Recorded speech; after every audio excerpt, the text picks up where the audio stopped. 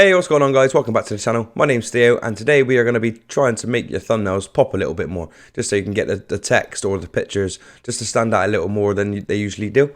So we're going to head over to Photopea. I'm going to open up a transparent background. I'm going to bring in a quick background. I'm going to write some text. I use Luckiest Guy. That's the font I use.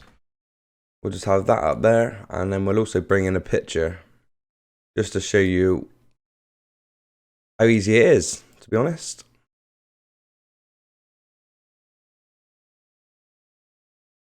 So we'll have that there.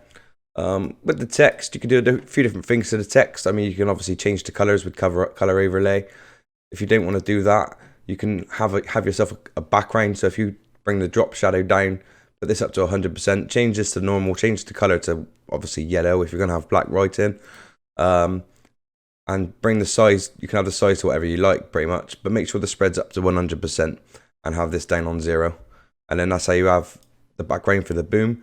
For the picture, you can obviously add yourself a stroke, or you can add an outer glow, which obviously makes it pop again. But the main thing you really want to do on majority of your thumbnails is to highlight the background, go up to filter, click blur, and then Gaussian blur, and there you go. That is the main key, and that is the main thing I use just to make my text and my pictures pop a little bit more.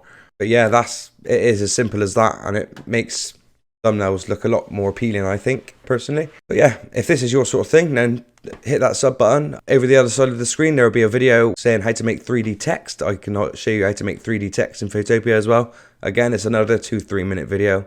But yeah, thank you very much for watching. I will see you in the next one, guys. Peace.